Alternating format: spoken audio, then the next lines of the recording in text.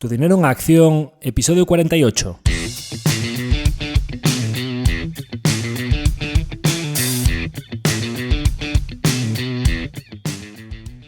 Hola, soy Javier Acción, asesor financiero independiente autorizado y registrado en la Comisión Nacional del Mercado de Valores con el número 149 y asesor del fondo de inversión Acción Global. Te doy la bienvenida a Tu dinero en acción, tu podcast de inversión, donde hablaremos de manera sencilla y cercana de conceptos, métodos y alternativas para rentabilizar tus ahorros. Si te planteas sacarle partido a tus ahorros o quieres descubrir qué opciones te interesan más, te invito a quedarte para aprender sobre finanzas con un lenguaje directo y sin tecnicismos. Si tienes alguna pregunta, duda o sugerencia, puedes contactar con nosotros utilizando las distintas vías que encontrarás en nuestra página web www.accioninversiones.com.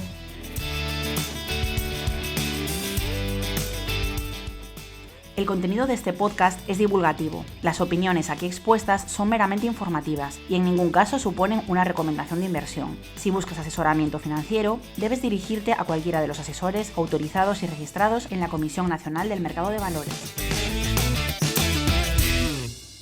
En el episodio de hoy volvemos con uno de nuestros capítulos de resultados trimestrales. Parece que como en los últimos capítulos de empresas hemos metido bastantes compañías en cada uno de ellos, pues oye, creo que con las que vamos a hablar hoy vamos a dar por finalizada al fin la temporada de resultados del cuarto trimestre. Han presentado varias compañías estas últimas semanas y también algunas que no tenemos en cartera que seguimos de cerca. Así que pues hoy creo que vamos a tener un variado porque vamos a hablar de viajes, vamos a hablar de videojuegos, vamos a hablar de instalaciones eléctricas, vamos a hablar de baterías, de almacenamiento, de préstamos para coches, vamos a hablar de bastantes cosas interesantes.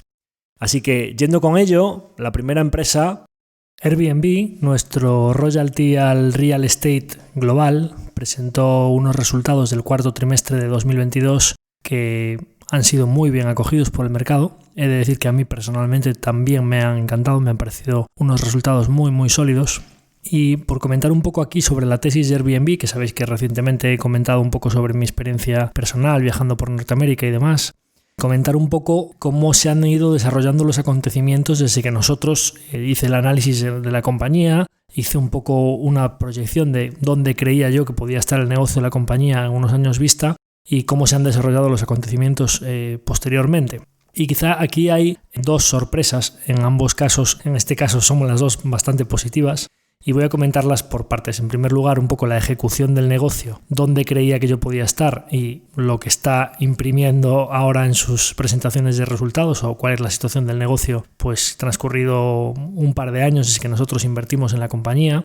Y luego un poco pues la sorpresa que se está llevando el mercado, y yo me incluyo entre los sorprendidos, por la resistencia tan fuerte que está teniendo el sector de viajes y Airbnb, uno de los grandes beneficiados de ello, ¿no? Entonces, empezando con un poco la ejecución del negocio, poniendo en antecedentes, quien quiera escucharse la tesis de inversión de Airbnb, podéis escuchar el capítulo que se llamaba Los agregadores, Airbnb, un royalty sobre el real estate global, que es concretamente el capítulo 16 del podcast Tu dinero en acción, donde explicaba un poco pues las bonanzas que le veía a ese negocio y un poco los números que yo hacía para llegar a una valoración razonable de Airbnb. Y realmente cuando salió a cotizar Airbnb, como venía de un año tan malo como 2020, donde ellos perdieron, su CEO Brian Chesky ha dicho en varias ocasiones que pensó que la compañía iba a quebrar y que bueno, pues se desplomó dependiendo de los países entre el 40 y el 60% del negocio, tuvieron que hacer una ampliación de capital muy dilutiva en medio del COVID y luego pues sacarla a cotizar. Y realmente yo pues siempre decía que cuando saliese a cotizar Airbnb era uno de los negocios que a mí me parecía que podían ser más ligeros de activos, porque lo que es la intensidad del capital o la intensidad del activo pesado del inmueble te la ponen otros y tú eres un embudo, un marketplace pues que se beneficia de esa oferta y demanda y de todas esas transacciones te vas llevando un royalty o unos fees que son muy ligeros de capex, de altos márgenes y que se puede gestionar con una buena plataforma tecnológica y con muy poquitos empleados, ¿no? Entonces pues es la bondad de un negocio de software con mucho efecto red, porque cuantos más inmuebles haya a lo largo del mundo, más útil es la plataforma, cuantos más usuarios los utilicen, más comentarios dejan y más esa economía compartida, ¿no? Del usuario que pues se retroalimenta la plataforma y es cada vez más útil para todas sus partes, y cuanto más fuerte sea ese embudo, hablábamos un poco con respecto al ejemplo de Booking, de lo fácil que es saltarte a Booking buscando el teléfono del hotel en Google Maps y lo difícil que era saltarte a Airbnb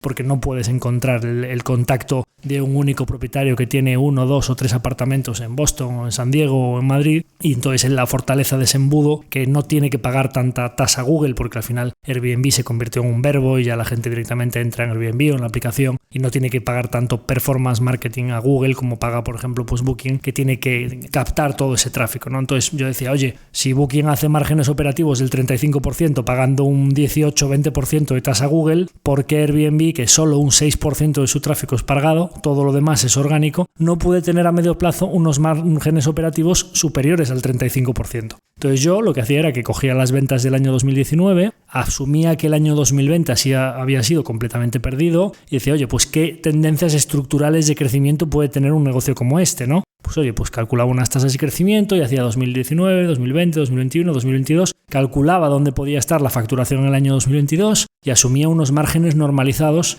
pues para ser prudente, como los de Booking, que creía que podían ser superiores, ¿no? Bueno, he de decir que Airbnb me parece una de las compañías que realmente han sido de las mayores beneficiarias del mundo de la pandemia, porque no solo se ha beneficiado en cuanto a que con el teletrabajo y la reapertura posterior mucha gente se ha lanzado a viajar, incluso en estancias largas, porque puedes estar teletrabajando desde diferentes sitios en los que tienen trabajos más digitales, todo esto de los nómadas digitales, o incluso trabajadores que no tengan trabajos puramente digitales, pues pueden permitirse unos días a la semana no tener que ir a la oficina, y lo cual es un cañón, ¿no? Para Airbnb que pueda haber gente trabajando desde muchos sitios, pero que necesite una casa con una cocina más tipo apartamento, que a lo mejor vas con la familia, lo que sea. Pues lógicamente en esos escenarios lo primero que buscas es un apartamento, una casa, no tanto una habitación de un hotel pequeñita, ¿no? Entonces, gran beneficiario en el top line, pero hay una cosa que a mí me gustaba todavía más, y es que Chesky y todo su equipo, cuando vieron que el COVID, pues toda la caída de ventas que tenían, y era una empresa que, como todas las tecnológicas, tenían su estructura de costes muy sobredimensionada, tuvieron que tomar medidas muy drásticas y despedir a mucha gente y priorizar qué tipo de marketing hacía.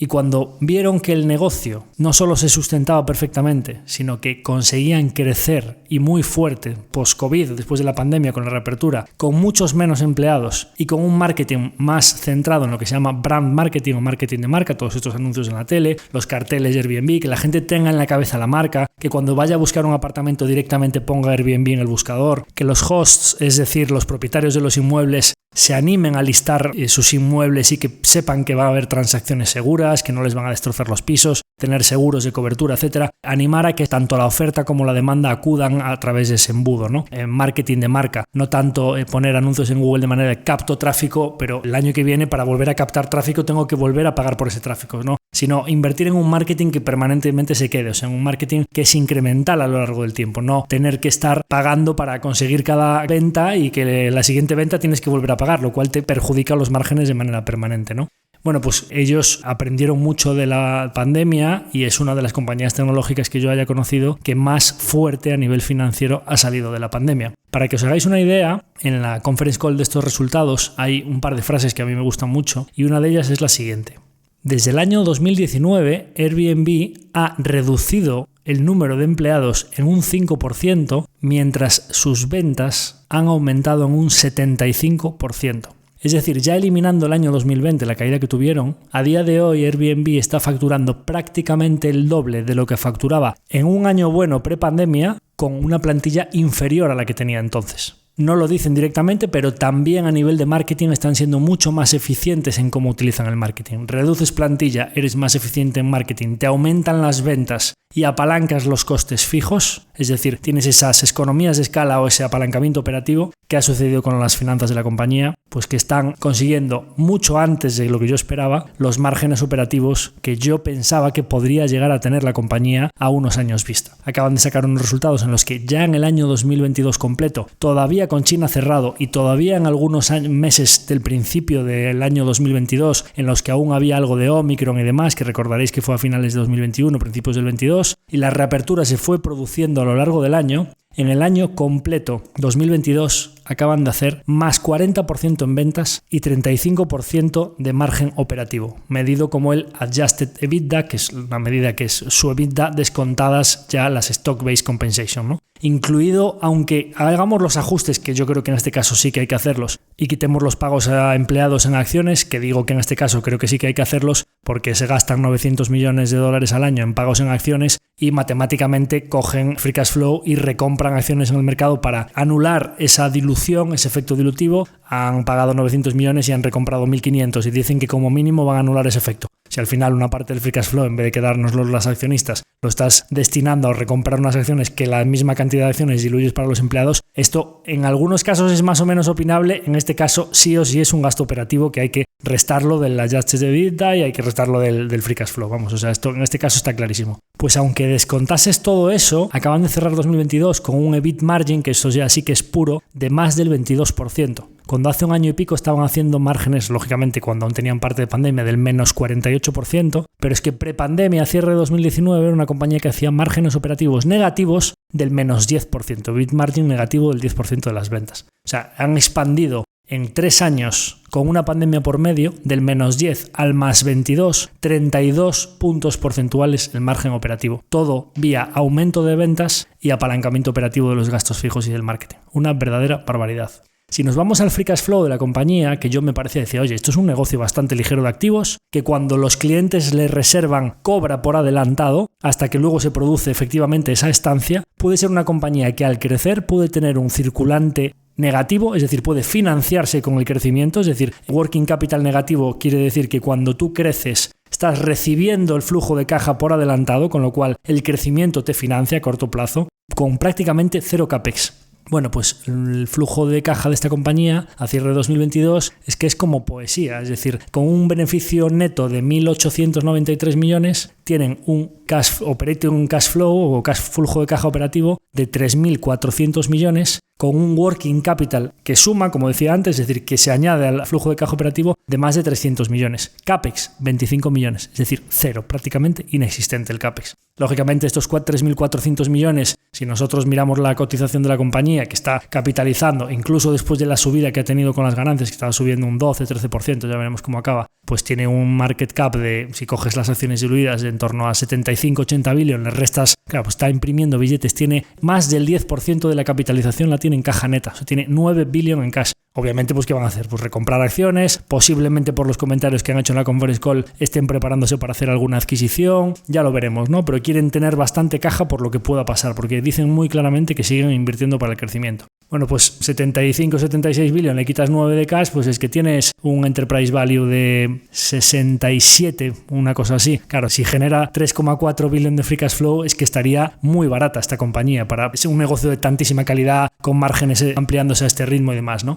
¿Qué sucede? En este flujo de caja hay que descontar los 900 millones de stock-based compensation porque, como os decía, sí que es un gasto operativo. El working capital, yo, para ser conservador, tampoco lo tendría en cuenta, es decir, tendría en cuenta que en una fase de crecimiento sí que se está financiando con ese working capital, pero yo suelo ajustarlo y entonces ya te sale un flujo de caja operativo bastante más parecido al EBIT del ejercicio, que es en torno a 2.000 y pico millones, que aunque lo hagas a forward a 2023, parece que en 2023 se va a estabilizar ya un poco más el crecimiento en torno al 15-20%, pues bueno, te daría que la compañía, como ya me parecía a mí cuando reduje un pelín la posición ahí atrás, está tirando a exigente, entre 28 y 30 veces, ¿no? Que bueno, pues para una compañía de este perfil, con estos márgenes, estas escalas, con esta ejecución que está llevando a cabo el management, que está mejorando la aplicación, tomando muchísimas medidas para monetizar mejor, para que vengan más tanto huéspedes, o sea, tanto hosts como inquilinos, o sea, tomando muchas medidas para animar a la gente al pricing, que todos los datos se muestren con mucha más calidad, las búsquedas flexibles para dirigir a la demanda hacia donde ellos tienen oferta y aumentar la ocupación media y que los propietarios de los inmuebles estén con una ocupación más alta, con lo cual para ellos Airbnb sea más útil y tiren más de esas plataformas de la competencia. Bueno, una ejecución muy buena, ¿no? Porque aparte se les ve con mucha hambre y con muchas ganas de mejorar.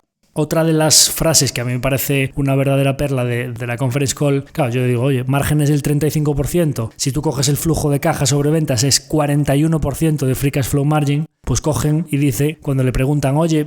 ¿realmente el marketing vas a eficientar más todavía y vas a ajustar? Y contesta el director financiero, como hemos mencionado, todavía estamos en fase de crecimiento intenso. No estamos en una época de maximizar los beneficios. Tenemos una larga lista de cosas en las que podríamos invertir para mejorar la rentabilidad. Es decir, no estás priorizando la rentabilidad, sino que estás priorizando el crecimiento. Tomen nota todas las compañías tecnológicas que han aumentado plantilla al 25-30% anual los últimos años y que ahora, después de que vengan mal dadas, es cuando se plantean a ver si reducen algo, que te diga esta gente que está haciendo márgenes operativos del 35% y que te diga que eso lo está haciendo sin priorizar la rentabilidad, invirtiendo en crecimiento. Bueno, una verdadera barbaridad, ¿no? Están haciendo cosas muy interesantes, como además en zonas geográficas en las que no tienen tanta oferta, pues están haciendo acuerdos con REITs y con compañías propietarias de edificios grandes para que pongan a disposición edificios enteros en los que a lo mejor pues un propietario de un piso decide estar 180 días al año, 200 días al año y hay una parte del año que está fuera y pueda tener en la plataforma colgados X días que decide ese inmueble, pero a nivel de un edificio entero, un REIT o lo que sea, pues que decide tener ese espacio en Airbnb y ellos les derivan tráfico para aumentar la ocupación durante todos esos días, incluso incentivando el tráfico en edificios muy grandes. Pues oye, tienen un edificio de 100 apartamentos, suelen ser modelos pequeñitos, estudios o apartamentos de una habitación y oye, pues a lo mejor 100 o 150 días al año los tienes en la plataforma y ellos te derivan tráfico de inquilinos que te ocupan ese tiempo que tú vas a estar con el piso vacío y además te derivan una parte de la comisión que genera Airbnb, se la dan al REIT, ¿no? Con lo cual al final el REIT tiene una ocupación que de otro modo no tendría, Airbnb consigue una oferta de inmuebles para todos sus inquilinos en zonas en las que de otra manera no tendría inmuebles porque no hay suficientes hosts en esa zona para poner chalés o casas o apartamentos y lógicamente pues los demandantes de alojamiento en esa zona que de otro modo tendrían que irse a un hotel pues se van a un apartamento de Airbnb, ¿no? Entonces este tipo de iniciativas que al final es lo que os decía, ¿no? Un royalty sobre el real estate global, pues que estén tan activos haciendo este tipo de cosas a mí me parece muy interesante, ¿no? Entonces, las dos sorpresas. La primera, que todo ha sucedido, es de las empresas que quizás yo miro el modelo y todo, o sea, me baten en revenues, me baten en márgenes, me baten en free cash flow, me baten todo lo que yo tenía y dijeron que luego se iban a poner a mirar todo el tema de experiencias porque cuando alguien hace un viaje puedes intentar capturar una parte mayor de su billetera con las estancias, con las visitas turísticas, con una cena, con un curso de artesanía local, con una clase de gastronomía o de cocina, muchas cosas que la gente que está allí, que es la propietaria de los inmuebles, saben que es lo típico para hacer en ese sitio. Pues ¿por qué no ofrecerles a la gente que va a visitar ese sitio que sus propios hosts, la gente que los va a hospedar en sus casas, les enseñe las costumbres locales, les enseñe los alimentos, los lleve de visitas o les organice o los ponga en contacto con las empresas locales que organizan esas guías? Tiene todo el sentido. O como por ejemplo, pues oye, vamos a facilitar, igual que hizo Amazon en su marketplace, que pueda haber propietarios de los inmuebles, los hosts, los que te hospedan cuando tú vas allí, que puedan promocionar sus inmuebles para que salgan más arriba, para aumentar la ocupación de sus inmuebles y tener durante más días al año sus inmuebles ocupados, pagándole un fee a Airbnb por promocionar, es decir, publicidad de todo eso, quedándote lo que sería un take rate superior. Todo ese tipo de opciones todavía están sin explotar en el negocio de Airbnb, con lo cual los veo a ellos muy optimistas con que pueden seguir creciendo muy fuerte el negocio en los próximos años, pero es que está ya a una escala y con unos márgenes que ¿dónde va a ir a parar esto, ¿no? Es decir, ¿dónde te van a poner los márgenes a unos años vista cuando te están diciendo que van a seguir creciendo fuerte y que no necesitan contratar muchos más empleados para seguir creciendo, ¿no? Con lo cual, esas bondades que yo veía en la plataforma están llegando a la realidad. Obviamente el mercado, como estaba pagando múltiplos altos el año pasado, pues todo esto se ha racionalizado, pero parece que el mercado claramente está volviendo a ver las bondades de esta compañía y puede volver a llevarla bastante más arriba de donde cotiza en la actualidad, ¿no? La segunda sorpresa para mí, bueno, yo siempre pensaba, y de hecho fue uno de los motivos por los que reduje un pelín la posición, que hombre, el boom de los viajes post-pandemia, que todo eso tendría que revertir a la media, ¿no? Es decir, que es verdad que estuvimos encerrados y que luego la gente quiere viajar mucho más, pero que eso pasaría y volveríamos a una normalidad. Y de hecho el mercado siempre estaba, por eso la mandó a $80 por acción, desde 150, 160, más de 200 que llegaron a cotizar, le metió una caída de más del 50% porque decía, oye, cae el consumo discrecional, la gente va a dejar de viajar, Airbnb estaba a 30 y pico, 40 veces flujo de caja, te la mando a 20 veces y además creo que va a caerte las ventas y demás, ¿no? Bueno, no solo no le están cayendo las ventas, sino que el mercado se ha dado cuenta que 20 veces era muy barato para esta compañía, ¿no?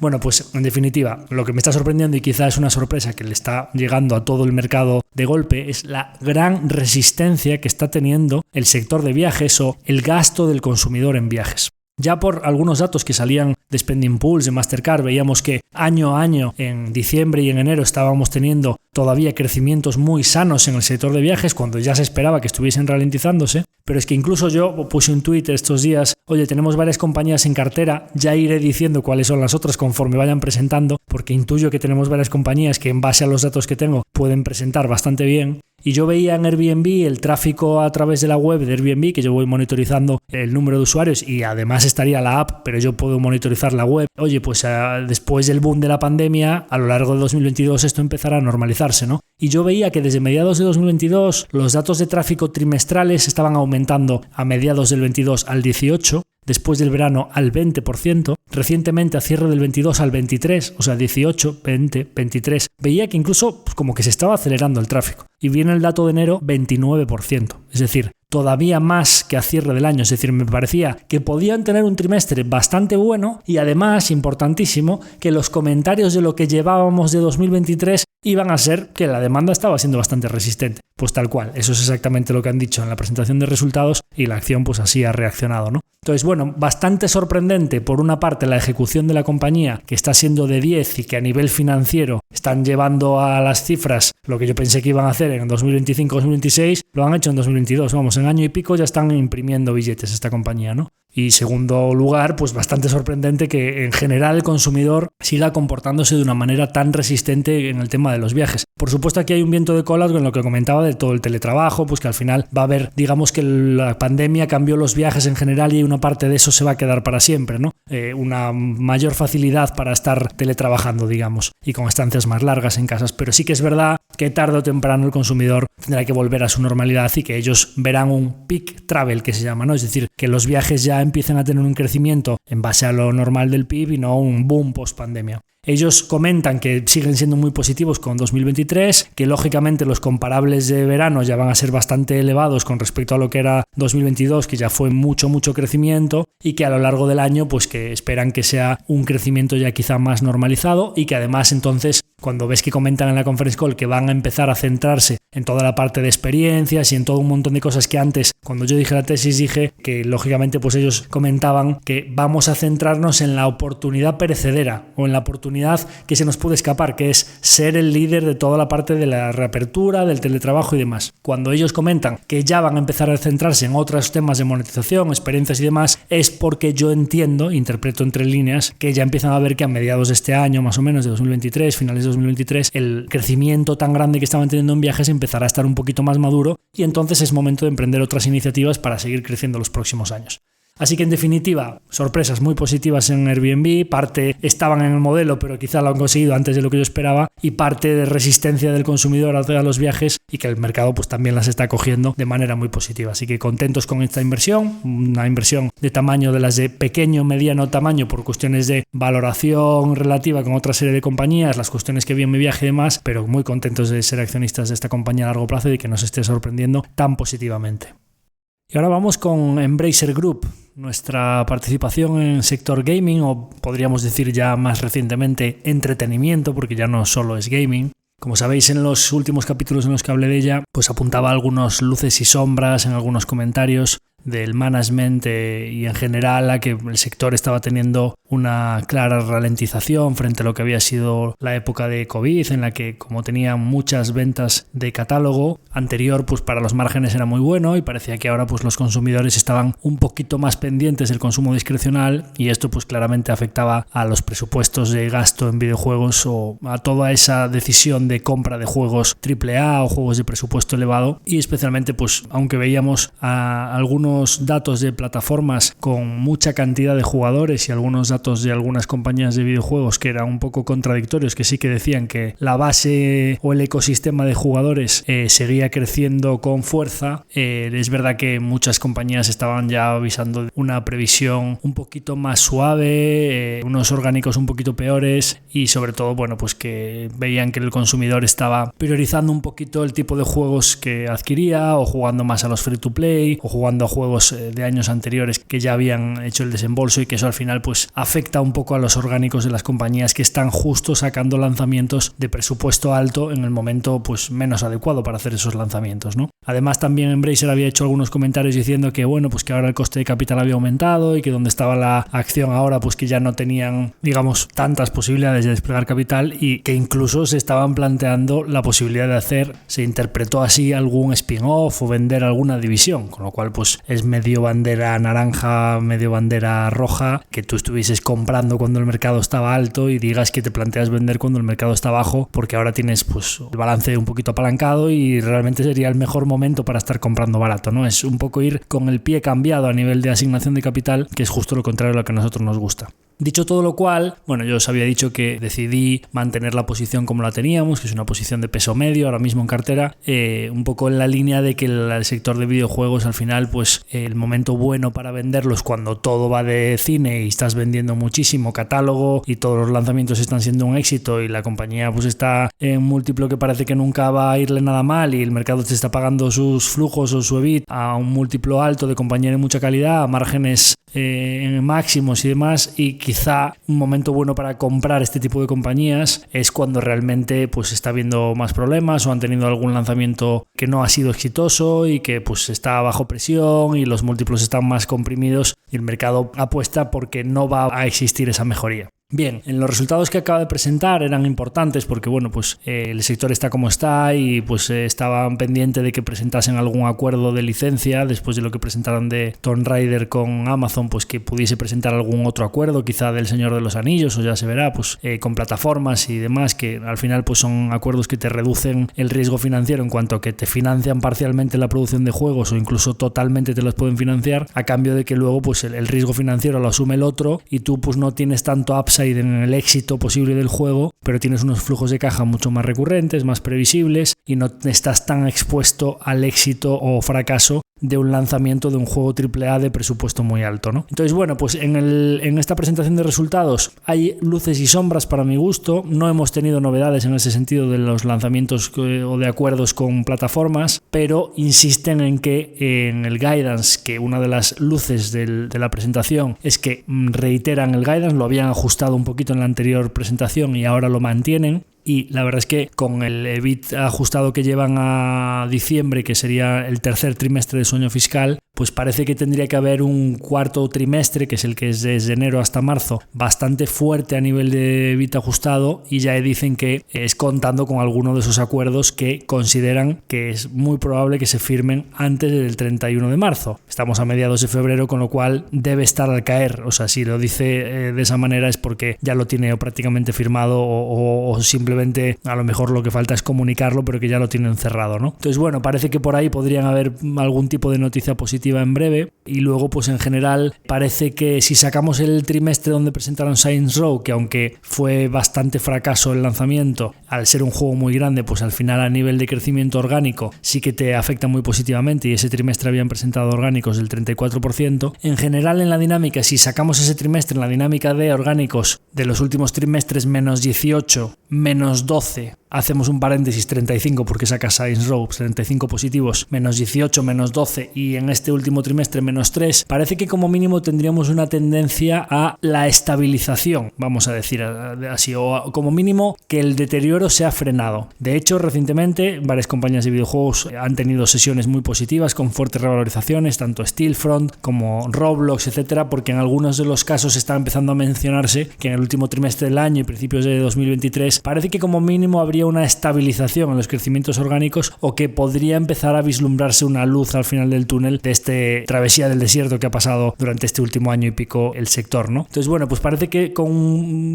el sector ya con ganas de mirar un poquito más hacia adelante y ellos comentando que efectivamente están muy centrados en la calidad de los juegos, que han revisado todo el pipeline y de hecho de los 26 juegos AAA que tenían pendientes publicar hasta 2026, reducen esa cifra previsiblemente porque varios juegos para sacarlos con buena calidad los han reubicado a lo largo de los años para saber que tienen el plazo correspondiente, que es fundamental en esta tesis, que al final el retorno de la inversión, que ahora hablaremos de los retornos de los juegos del último trimestre, el retorno de la inversión de cuando tú llevas 2 o 3 años invirtiendo en un juego, que ese juego salga con la calidad idónea, ya no solo por el retorno de tu inversión para tu TIR de solo esa inversión en concreto, sino por mantener la IP y que tengas un buen activo, una buena propiedad intelectual, que la conserves para que en el futuro puedas seguir invirtiendo y obteniendo retornos sobre esa IP, ¿no? Entonces, bueno, parece que dicen que muy centrados en el quality first, que siempre había sido calidad primero y no cantidad la máxima de esta compañía y uno de los motivos por los que nosotros invertimos en ella. Y bueno, pues en general sí que es verdad que en los últimos trimestres habían patinado un poco y habían sacado varios lanzamientos con una calidad bastante por debajo de lo que se esperaba, y eso había llevado a que tuviésemos bastantes lanzamientos, un ROI, un retorno de la inversión, por debajo de break-even, o sea, por debajo de cero, ¿no? Y entonces empezamos ahí a ver unos pequeños brotes verdes también. Ya habían sacado algún juego que había tenido alguna, por lo menos a nivel de crítica, buenas acogidas. Ya no hablamos de todo lo que hace Coffee Stain, que es uno de los estudios que todo lo que toca se convierte en oro. Vamos, Deep Rock Galactic, Valheim, bueno, en la tabla de retornos Valheim es más de un 100 bagger, ¿no? La inversión en estos juegos pequeñitos que se convierten en virales y que son realmente home runs absolutos, ¿no? Pero hablando un poco más de los lanzamientos recientes, pues sacaron el Goat Simulator 3, que pues parece que sí que ha tenido unos retornos bastante mejores que lo que venían teniendo los últimos lanzamientos. Y hablan también de Let's Sing 2023, que es como un juego de karaoke de estos para consola, que también ha tenido bastante buena acogida. Y esos dos puntos pues están entre 3 y 4 por en el trimestre de lanzamiento, o sea que es como que han entre triplicado y cuadriplicado la inversión, ¿no? Lamentablemente, de los 6 lanzamientos del trimestre sigue habiendo 4, que es una proporción demasiado alta, que está por debajo de break-even, entre 0 y 1. Previsiblemente, tanto Goat Simulator 3 como Let's Sing, como estos 4 lanzamientos que están por debajo de break-even, al ser en el primer trimestre, esos puntos ya solo pueden ir aumentando hacia arriba en la tabla, o sea, al final ese será el mínimo retorno que van a tener, con lo cual, si haces la media de los 6 lanzamientos, estaría más o menos en 1.4 de ROI, que sigue siendo por debajo de la media histórica de Embracer, que está más o menos en 2,5 veces, o sea, multiplicar por 2,5 la inversión, pero no es lo de los últimos trimestres que reiteradamente estaban teniendo muchos juegos por debajo de break-even, ¿no? Entonces, bueno, pues si ese 1,4 a lo largo de los próximos trimestres van teniendo algo más de ventas y se va volviendo a por encima de 2, bueno, pues tendríamos ahí algunos brotes verdes. La siguiente cita importante es el 21 de abril. Embracer publica uno de sus juegos AAA más esperados, que lleva muchísimo tiempo siendo esperado por sus fans, porque es un juego que se anunció la primera vez en el año 2014, para que os hagáis una idea del retraso que ha tenido, ¿no? Es Dead Island 2. Es un juego de rol, de acción, primera persona, de ir matando zombies y demás, que ya el primer juego había tenido muy buena acogida, y cuando sacaron el tráiler del segundo, pues como que había muchísimo hype, ¿no? Veremos qué pasa con este juego, porque bueno, lo habían retrasado mucho, recientemente lo han adelantado un poquito para no coincidir con un lanzamiento de un videojuego de Star Wars Jedi, Survivor se llama, que son juegos que tienen muchísimas ventas, y que después de tanto tiempo desarrollando un juego, justo coincide que la misma semana te sale un blockbuster de estos de Star Wars, pues oye, te da igual una semana antes que una semana después, pues adelantas un poquito el lanzamiento para no solaparte con él y saber que por lo menos esos primeros días vas a tener buenas ventas, ¿no?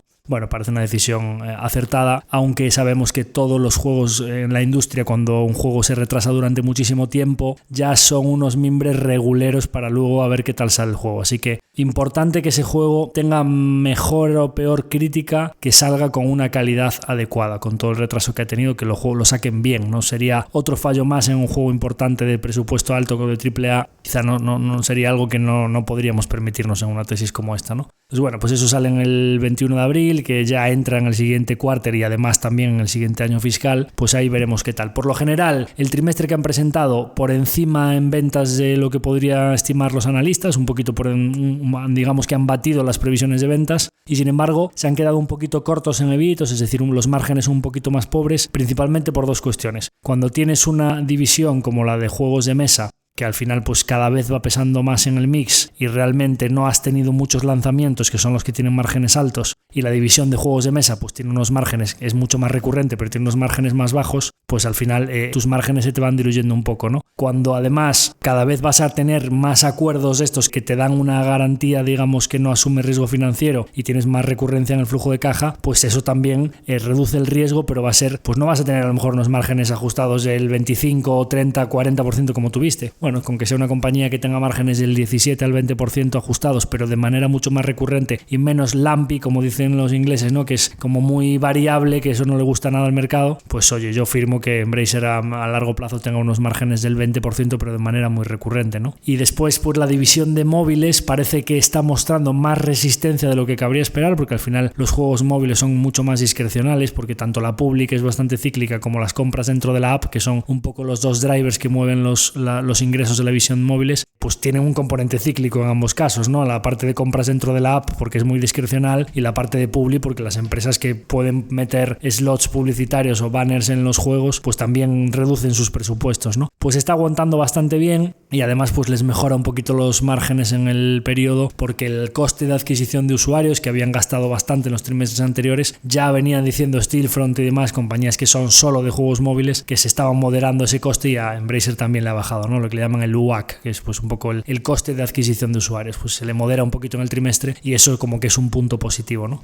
Y último punto así positivo a destacar, Asmodee, que es la división de juegos de mesa, que en los trimestres anteriores había tenido una acumulación de inventario importante y eso estaba afectando al circulante y a la generación de flujo de caja, que como es una división con muchas ventas, al final al conjunto le pesaba bastante en la generación de caja, pues lógicamente en Navidades con las ventas de juegos se ha ido reduciendo ese inventario y la generación de caja ha mejorado mucho y además indican que previsiblemente a lo largo de 2023 eso siga ese camino y la generación de flujo de caja operativo y de free cash flow de todo el grupo Embracer gracias a esa reducción de inventario pues que va a continuar, con lo cual en esa línea digamos que uno de los factores de riesgo que por los que podía estar preocupado el mercado pues también corregido. Entonces bueno, veremos, inicialmente los resultados del mercado los ha acogido con bastante negativismo, al principio de la sesión estaban las acciones cayendo bastante, un 10%, una cosa así, porque en general que defraudes en márgenes y que el EBIT ajustado salga bastante por debajo de las previsiones de los analistas pues es negativo, pero como ya venimos insistiendo en muchas presentaciones de resultados y las estamos viendo todos estos días de diferentes sectores, no hablamos solo de videojuegos, de financiación al consumo, otras tecnológicas, compañías que habían estado muy penalizadas a lo largo de 2022, pues presentan, algunas directamente ya el mercado acoge los resultados aunque sean malos con bastante positivismo y subiendo, incluso algunas aunque al principio las empieza a castigar, terminan la sesión o a los siguientes días se da la vuelta y el mercado como que está con ganas de mirar bastante hacia adelante y lo que digo siempre, al final el mercado no solo va a premiar que los resultados sean buenos, sino que incluso cuando una compañía estaba muy castigada y realmente el mercado empieza a ver ya no que haya una mejoría muy clara, sino que se frena el deterioro, y eso es lo que apuntaba hacia Embracer, ¿no? Que es lo que yo veo es que hay un claro freno del deterioro. Bueno, pues el mercado parece que conforme va avanzando la sesión, pues hay inversores que ya se empiezan a posicionar. No debemos olvidar que Embracer tiene a Xavi, que es uno de los principales inversores institucionales con petrodólares en sus bolsillos de Arabia Saudita, como uno de los principales accionistas de Embracer, y que tienen mucho dinero para invertir y que les hicieron una ampliación de capital específica para ellos. Cuando estaban las acciones como a 80, una cosa así, se la hicieron a 100 SEK, o sea, con una prima del 15% sobre como estaban las acciones en el mercado, a 100 coronas suecas. Estaban ahora mismo como a 53, una cosa así, ¿no? Entonces ese inversor tiene mucho dinero y es posible que pueda estar interesado en cuando ven que empieza mejor la situación o ampliar su posición con la acción a 50 o soportar a la compañía para sus próximos proyectos o si tiene que reducir deuda. Es decir, tienes un socio que sabes que te puede apoyar si tienes un momento difícil o que incluso puede estar interesado en demandar las acciones, como que digamos que hay una demanda latente de un accionista que puede estar interesado en aumentar su participación a un precio mucho más bajo que lo que acudió la última vez, ¿no? Con lo cual, entre todo eso, que se reduce el deterioro, que parece que puede haber algo más de visibilidad, que viene un pipeline de lanzamientos bueno, que posiblemente en breve saquen algún acuerdo con alguna plataforma potente y demás, pues lo que fue menos 10 en el principio de la sesión, pues ya la última vez que miraba estaban planas las acciones ya, ¿no? Con lo cual, bueno, veremos, parece que tenemos algún indicio de que posiblemente pudiese haber alguna mejoría próximamente en una posición que para nosotros que es importante en el fondo y veremos si continúa con esa buena dinámica que llevamos en 2023, porque más allá de que puedan lanzar un juego mejor o peor o que hayan flaqueado un poquito en su estrategia de Quality First recientemente, no debemos olvidar que es una compañía con una gran cartera de IP muy bien diversificada, una base accionaria muy sólida y que se está jugando mucho dinero.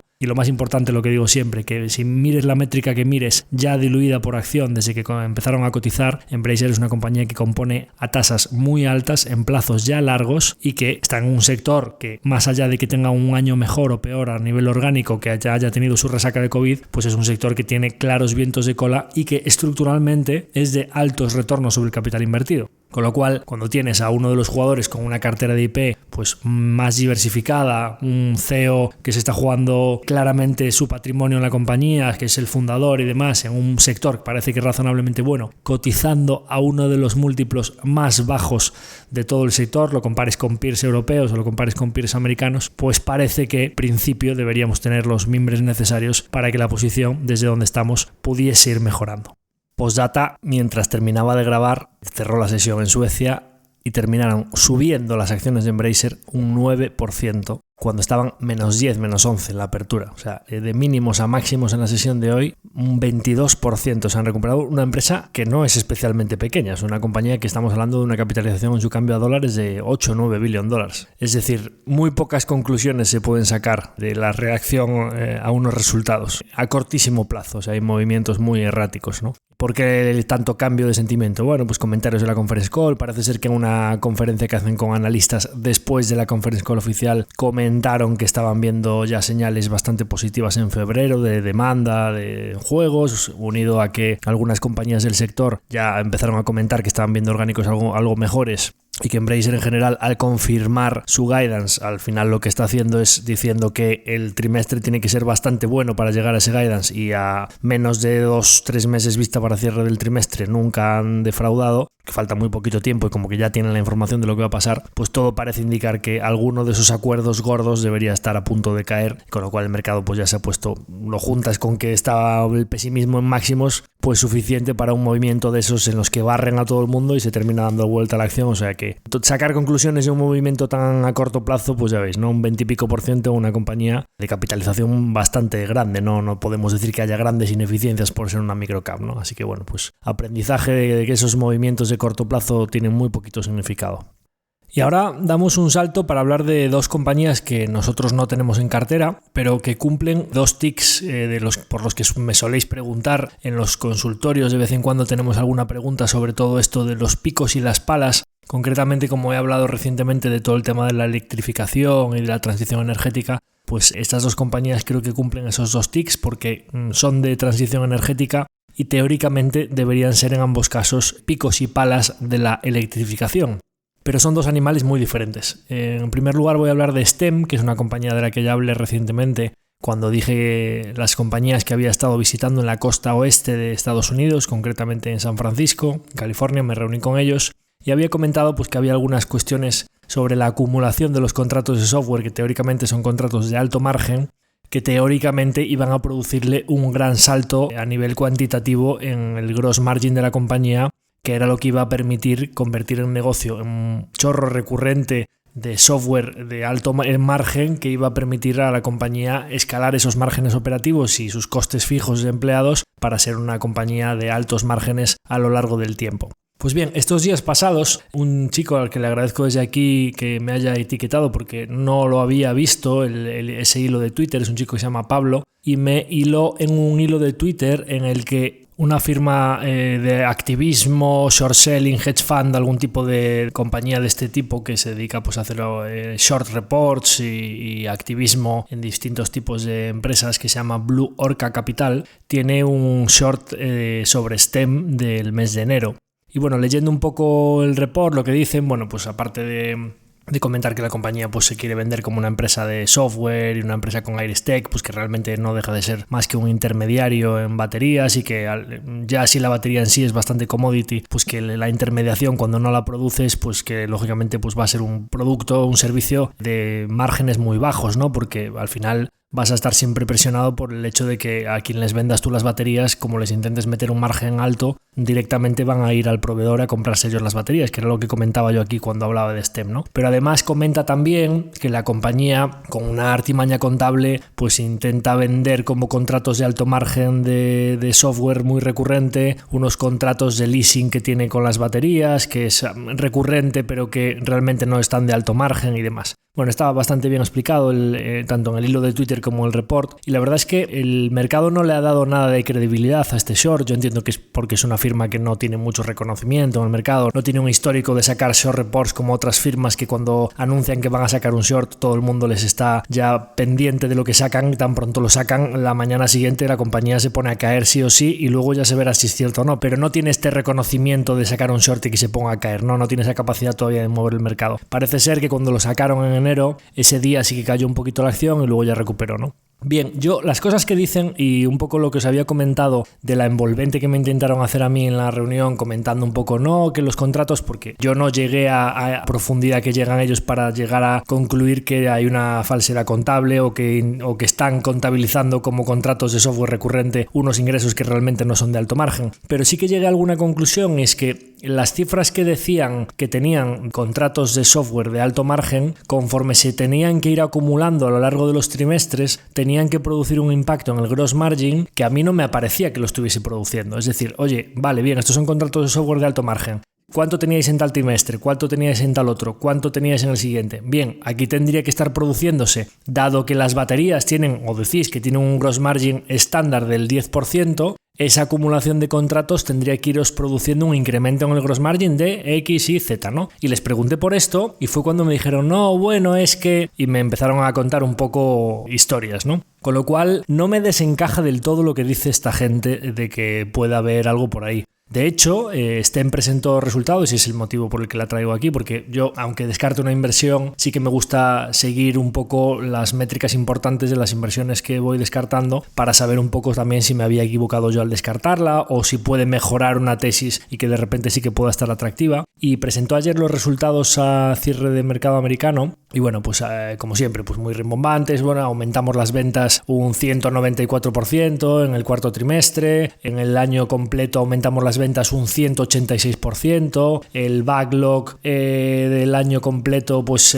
tenemos unos record bookings de 458 millones, que es un 111% más que el año anterior. Todo esto es un poco lo que vende la compañía como para tener métricas de empresa muy growth, muy tecnológica y de crecimientos muy altos, ¿no? Pero al final aquí lo importante es que tú puedes estar teniendo un viento de cola brutal por la electrificación y por la necesidad de inversión en almacenamiento en baterías, tanto en los parques de generación renovable como en lo que os explicaba, ¿no? Behind the meter y front the meter, detrás o delante del medidor, para tanto las compañías que desean tener almacenamiento propio, las compañías y los hogares que desean tener almacenamiento para su propio suministro, como los centros de producción que necesiten almacenar esa producción eléctrica para poder distribuirlo a la red después cuando la producción es intermitente y haya fases en las que no haya producción. Pues claro, pues al final tú puedes estar vendiendo muchísimas baterías y ser un mero intermediario y no estar llevándote nada. O sea, puede estar creciéndote muchísimo la venta de baterías que haces y el negocio, cuando es una compañía que tiene un EV de casi 2 billion y una facturación pues a cierre del año 2022 de 360 millones, como no hagas, imagínate, ¿no?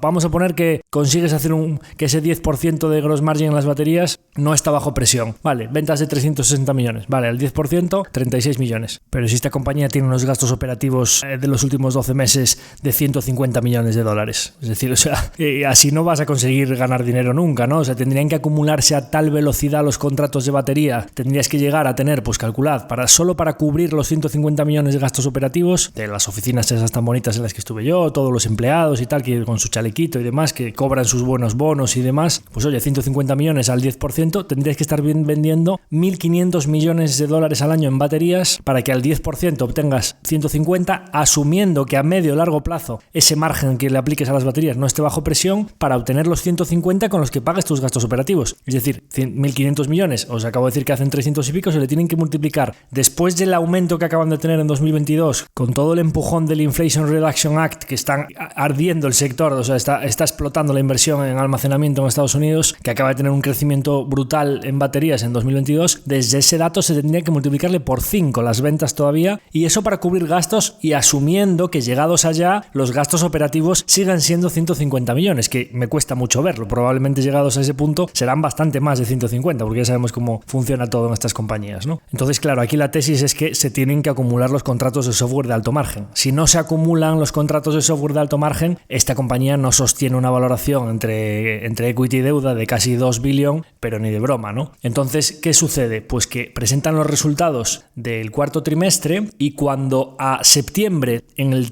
último trimestre que teníamos, tenía la compañía un gross margin del 9,6%, presentan los resultados del cuarto trimestre del año con unas ventas que aumentan un 190% frente a las del año anterior y presentan un gross margin del 8%. Es decir, caída secuencial en gross margin cuando teóricamente se te tienen que estar acumulando los contratos de software de alto margen. No puede ser que secuencialmente tengas una caída de gross margin. ¿Qué implicaría esto? Punto número 1. que el software no se está acumulando y estás engañando en que los contratos de software son de altísimo margen o que se está acumulando el software a una tasa mucho más baja de lo que habías dicho. Punto número 2, que el gross margin del 10% en baterías ni siquiera es sostenible. Como tú no las produces y eres un mero intermediario, ni siquiera estás consiguiendo ganar el 10% que habías dicho en baterías. Con lo cual, esa caída secuencial en el gross margin, para mi modo de ver, sin entrar a valorar en el short report y si esto es un short o esta compañía tiene que caer muchísimo, me parece que rompe la tesis por completo de la acumulación del software de alto margen. Y de hecho, en la parte final de los resultados comentan que el software de alto margen, que teóricamente se les tiene que ir acumulando a una velocidad grandísima porque al vender tanta cantidad de baterías, todo el software de esa gestión de almacenamiento se tienen que ir quedando con esos contratos, y teóricamente daban una cifra como que pues tenían que más que duplicar los contratos de software año a año.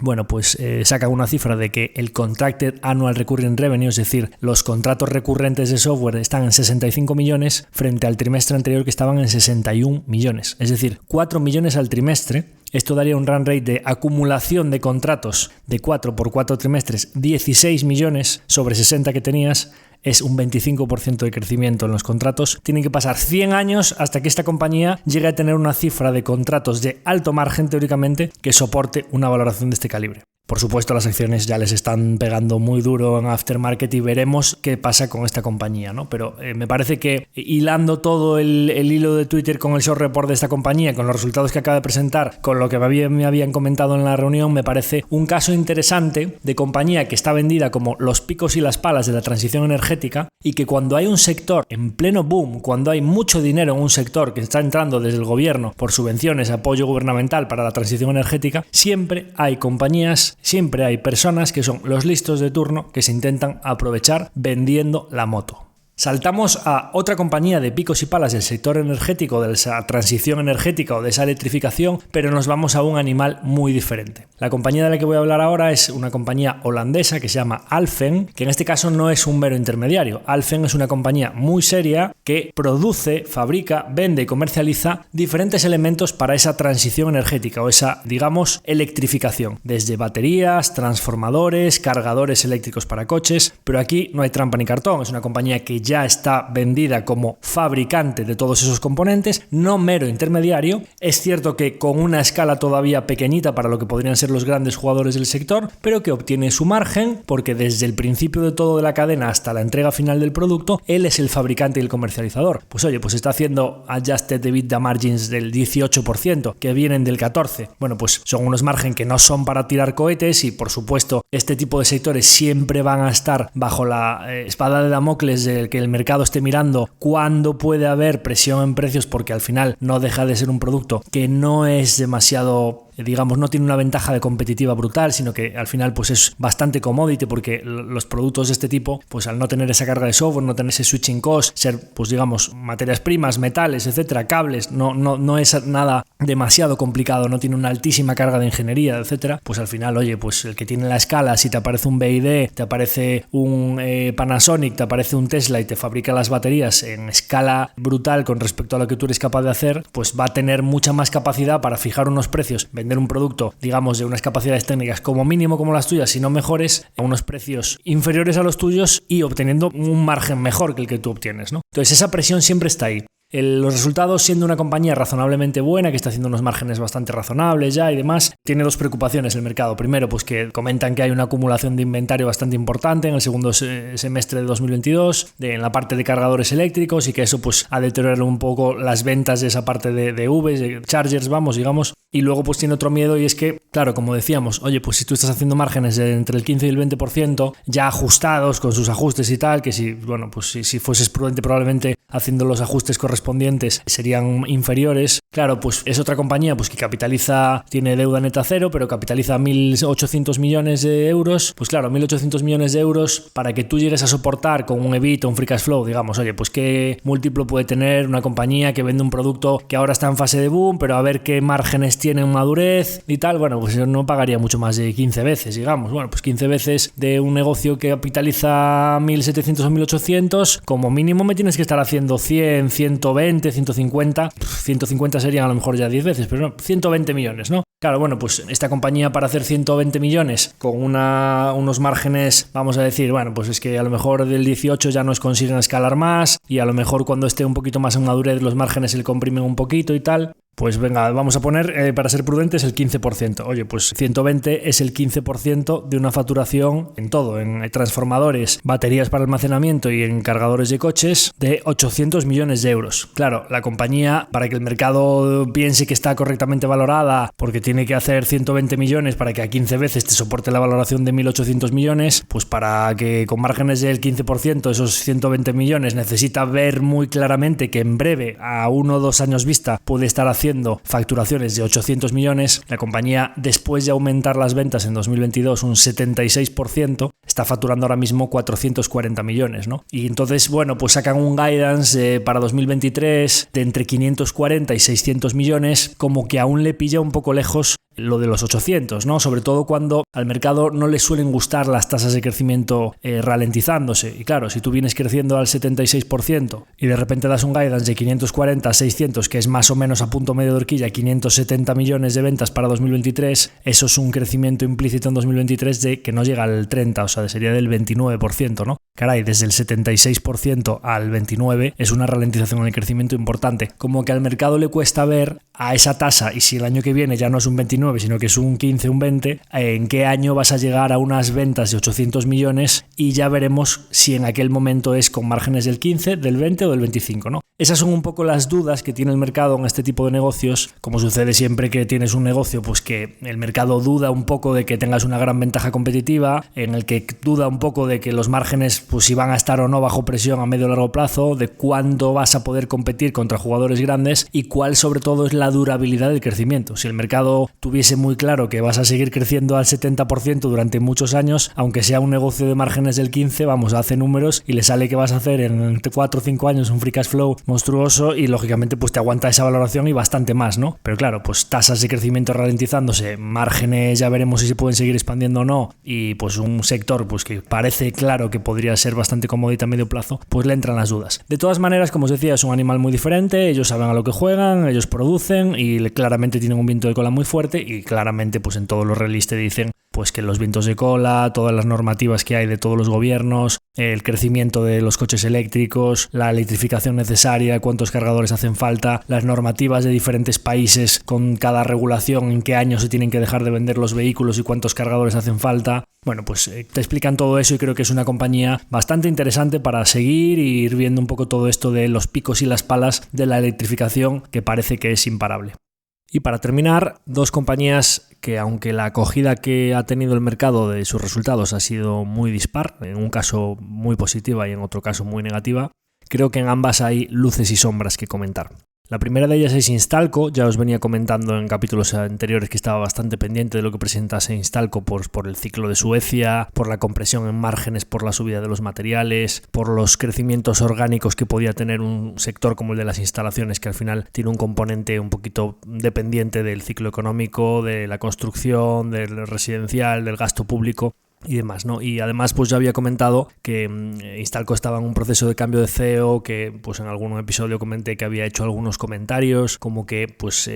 alguna de sus empresas subsidiarias, cuando las van a adquirir, podría guiar un poquito las cuentas o inflar un poquito los resultados adelantando facturación y demás para que los márgenes estuviesen un poquito inflados y que luego esa normalización de márgenes se la comían ellos, ¿no? Con lo que ello implica en cuanto a que pues oye, probablemente no estás comprando a 5 veces. Si luego esos márgenes normalizan, probablemente estés comprando a 6 o a 7. Y además yo había ido viendo que yo sí llevo un cómputo de todas las adquisiciones que hacen y cuánto van pagando. Y había ido viendo que, por lo general, en el último año y medio, Instalco había aumentado ligeramente los precios que pagaba por las adquisiciones, en un entorno de subidas de tipos de interés que, si deberíamos ver algo en los precios de las adquisiciones, para todo el resto de parámetros igual, el precio que pagas por las adquisiciones cuando hay más tensión en el mercado, cuando hay menos private equities por ahí buscando comprar y demás, debería bajar, no subir, ¿no? Entonces, bueno, pues luces y sombras. Instalco presenta unos resultados que le gustan mucho al mercado, la reacción es muy positiva, no sé si subieron ese de las acciones un 11-12%. Efectivamente, no hay mayor compresión en márgenes, sino que consiguen recuperar un poquito los márgenes y eso al mercado ya le gusta mucho. Y además presentan unos orgánicos razonablemente positivos, no sé si del 10%, que sin divisa pues creo que eran del 8%, una cosa así, ¿no? Más o menos. casi prácticamente doble dígito de crecimiento orgánico para un sector pues, que tiene un componente cíclico. Entonces, mi lectura, ¿cuál es? Un poco más allá de que el mercado se ha quedado un poquito más tranquilo con Instalco, yo aquí veo principalmente dos variables que pueden afectar a esas dos métricas que me importan tanto, como son los márgenes y el crecimiento orgánico. Por una parte, en referencia a los márgenes, casando un poquito piezas, viendo que están pagando más por las adquisiciones, los comentarios del CEO y demás, y que justo después de que yo comentase todo eso, de que tenía algunas dudas y que bueno, pues estaba pendiente de varias cosas, hacen una adquisición bastante grande este trimestre en Noruega, que es un país que para ellos había tenido dificultades para lo que llaman Rest of Nordics, es el resto de los países nórdicos que no son Suecia, habían tenido siempre unos márgenes un poquito más bajos y hacen una adquisición de una compañía que tiene pues 300 millones al cambio en corona sueca en ventas, que es una adquisición pues de las más grandes que ha hecho Instalco, ¿no? Entonces, bueno, eso por una parte positiva, se ponen bastante al día en adquisiciones, que realmente era algo en lo que iban bastante retrasados, o sea, ya llevaban, que yo casando digo, oye, pues el negocio a lo mejor está teniendo presión en márgenes, tienes el balance un poquito apalancado, estás viendo que te viene el ciclo, frenas adquisiciones, tu acción está barata, con lo cual tampoco puedes utilizarla mucho en moneda de cambio, como que muchos aspectos me llamaban a pensar que ellos a lo mejor estaban viendo la cosa complicada, ¿no? Bueno, se mitiga un poco al hacer esa adquisición grande y además con los comentarios que hacen de que siguen teniendo buena entrada de pedidos, que efectivamente están consiguiendo repercutir los márgenes y tal, pues el mercado se tranquiliza y la acción recupera bastante. En general yo veo aquí dos dinámicas, una en la cual referente a los márgenes es posible que Instalco esté cayendo en la tentación, aparte de ir repercutiendo precios, que efectivamente sí que tienen que repercutir precios para ir pasándole a los clientes las subidas de los costes de los materiales, de mejorar los márgenes del conjunto comprando empresas que tienen márgenes más elevados por las cuales tienes que pagar más. ¿Y aquí cuál es la dinámica? Bueno, a corto plazo al mercado le va a gustar ver que tienes unos márgenes superiores, pero a largo plazo para una empresa cuyo negocio es desplegar capital, que lo despliegue a 5 veces, es decir, una tasa inversa del 20%, o que lo despliegue a 10 veces, es decir, una tasa inversa del 10%, para tu compound a largo plazo es crucial. Con lo cual, todavía tengo pendiente ver, que eso es algo que comentan, que están muy centrados en que 2023 es un año claramente de centrarse en la rentabilidad. Lo que te están queriendo decir es que van a hacer menos adquisiciones y centrarse en que todas sus filiales repercutan bien los precios. Bien, veremos si es así. Pero que en general, pues que no tienes tanto pricing power como el mercado puede interpretar cuando de repente dices, no, es que ya recuperé los márgenes. Hombre, a lo mejor es porque compañías que has comprado con márgenes más altos están computando más en el mix y por eso estás consiguiendo recuperarlos. Sería muy diferente que los recuperes subiendo precios que los recuperes comprando empresas más caras. Y la segunda dinámica, aunque el mercado se ha quedado tranquilo con que Instalco parece que con síntomas claros ya de recesión en Suecia, pues que puede estar teniendo todavía pedidos y que los orgánicos son buenos, aquí tenemos un tema y es que las instalaciones eléctricas al final pues son una segunda derivada de la construcción. Y aunque realmente en el sector público es bastante acíclico y el gasto público en los países nórdicos amortigua bastante los ciclos, sí que es verdad que un proyecto de construcción, que en Escandinavia en general cuando se empieza un proyecto no dejan nunca un esqueleto a terminar, sino que hay una obra que está empezada, aunque venga el ciclo en contra, el edificio lo terminan. Bueno, pues un proyecto de construcción, pues entre 1 o 2 años tienes un decalaje entre que se dejan de iniciar obras nuevas y cuando esas obras que ya se habían iniciado siguen terminándose, le contratan las instalaciones eléctricas a compañías como Instalco, pero la bajada de contratación en instalaciones eléctricas, derivada de que se frenen los inicios de nuevos proyectos de construcción, hay un decalaje, un tiempo que tardas en que puedan empezar a caerte los orgánicos. Con lo cual, las obras que están descartándose o la caída del sector residencial o la caída de los nuevos proyectos de construcción de finales de 2022, principios de 2023, es decir, lo que esté pasando ahora mismo en construcción, que claramente dicen que eso ya se está frenando,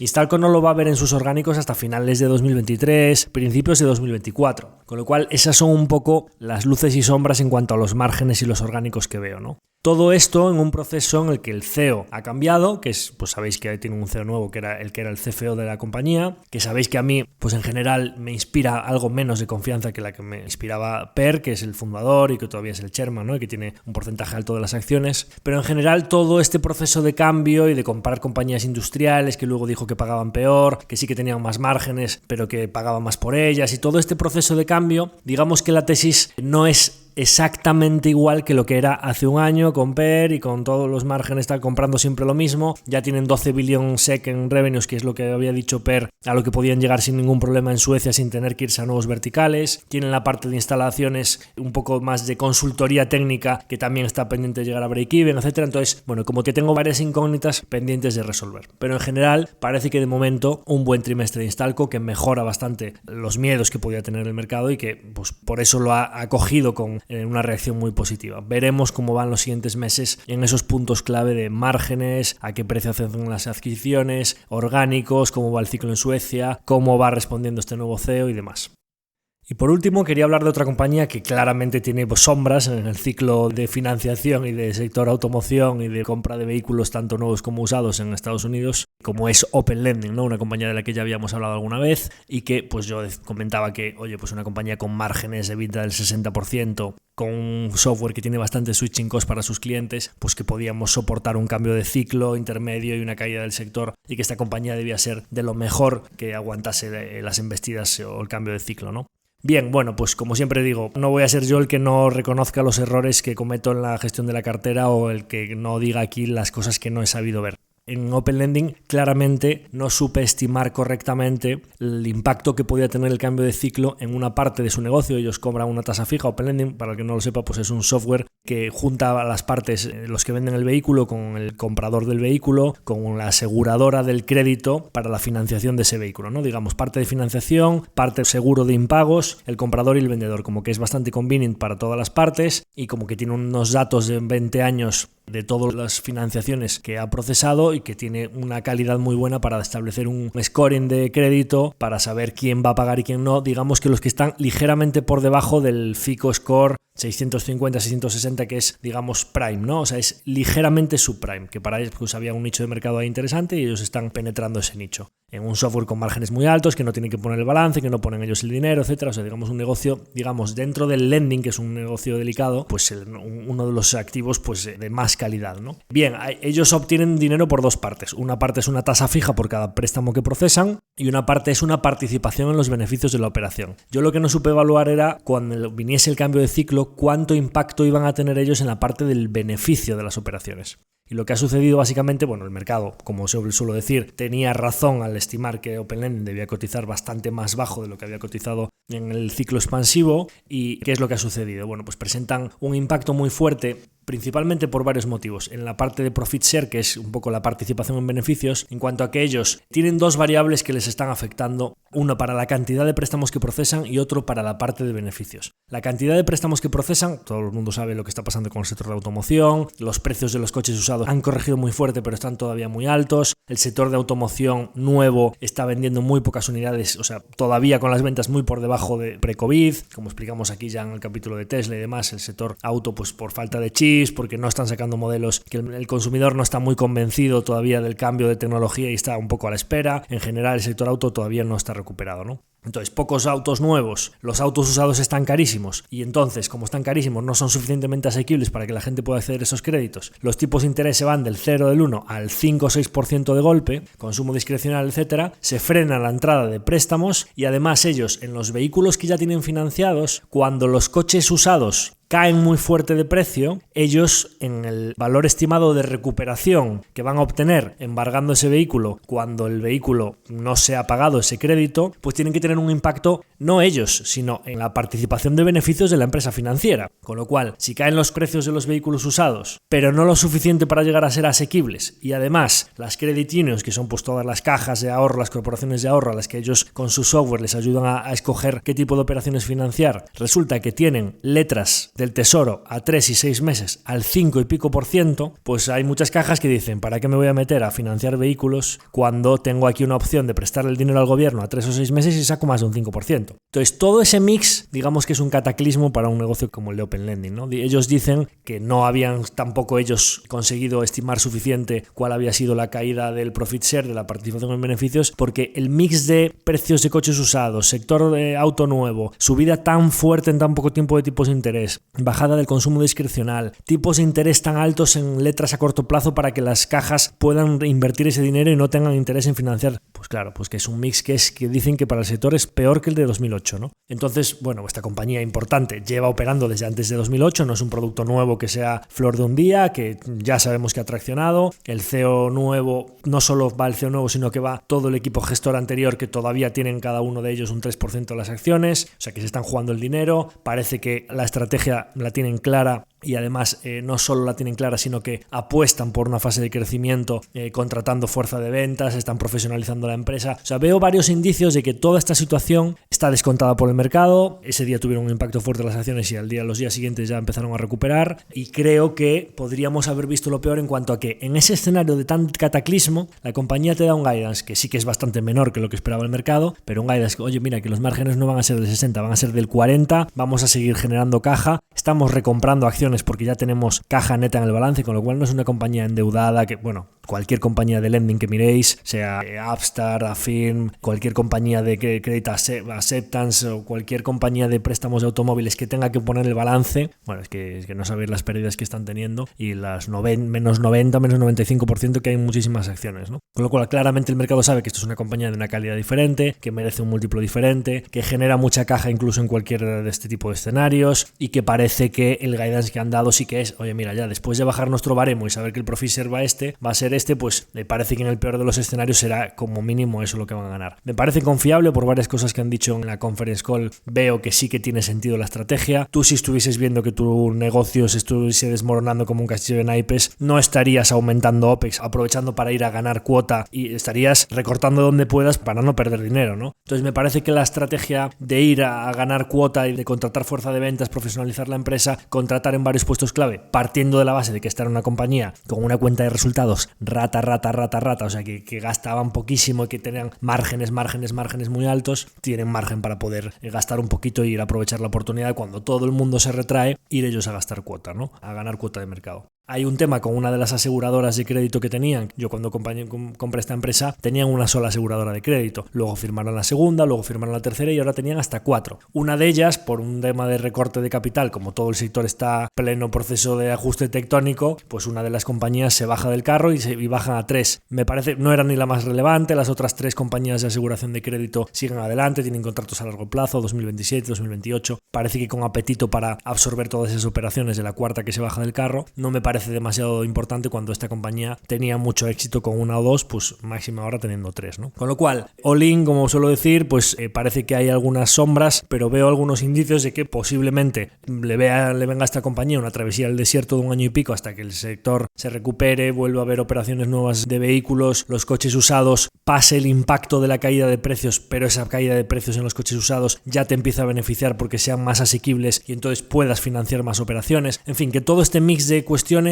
ya pase este temporal del ciclo, y llegados a este punto, después de comernos todo ese ciclo y de ajuste de múltiplos, dices, bueno, vale, en el peor de los casos, esto que va a generar 15 millones al trimestre, son 60 millones al año. ¿Qué múltiplo merece eso? 15 veces. Es que esta compañía como mínimo debe capitalizar 900.000 más la caja neta. Es que las mandaron a 600 millones de market cap el día de los earnings, ¿no? O sea, como mínimo tiene que valer el doble que eso. Entonces, bueno, pues llegados a este punto, tenemos una posición pequeña en esa compañía, pues creo que lo que tiene sentido es mantenernos y por lo menos, no digo un ciclo tan expansivo como fue 2021, pero como mínimo a mitad de ciclo creo que deberíamos mantenernos ahí para poder decidir qué hacemos con esa posición en un entorno de ciclo más mediano, digamos, no un punto bajo de ciclo como el que estamos ahora, tan catastrófico para el sector del automóvil, ¿no? Así que sin más, después de todas las compañías de las que hemos hablado hoy, creo que hemos hablado pues tanto compañías que tenemos en cartera como otras que no, que tenemos en el radar, picos y palas, hemos hablado de nuestro royalty al real estate global, hemos hablado de videojuegos, hemos hablado del sector de baterías, de almacenamiento, de software, de Instalco, ahora de Open Lending, de software para gestión de financiación de automóviles, un poquito de todo de compañías diferentes de nuestra cartera, de nuestro radar. Espero que os haya gustado el capítulo de hoy y sin más me despido hasta la próxima semana. Os pido como siempre por favor que nos sigáis apoyando en ese objetivo de 5 estrellas en Spotify, que estamos ya muy cerquita, creo que llevamos 462 o así, nos quedan muy poquitas y los datos de audiencia dicen que como mínimo el 50-52% de la gente nos escucha en Spotify. Pues oye, debemos tener a lo mejor 1.500, 2.000 oyentes en Spotify. Pues oye, 400 y pico nos habéis valorado. Faltan como mínimo otros tantos, ¿no? Así que los que nos escuchéis en Spotify os animo a que nos ayudéis en ese objetivo y de verdad prometo que cuando lleguemos a las 500, que era el objetivo que había establecido, ya no doy más la brasa con ese objetivo de 5 estrellas en Spotify. Así que nada más, compartidlo si os ha gustado, si consideráis que alguna de las empresas de las que hemos hablado pueden ser interesantes para vuestra gente cercana, y nada más, gracias por estar ahí cada semana y por darnos feedback, que es importante para nosotros, y me despido de vosotros hasta la próxima semana. Un abrazo a todos.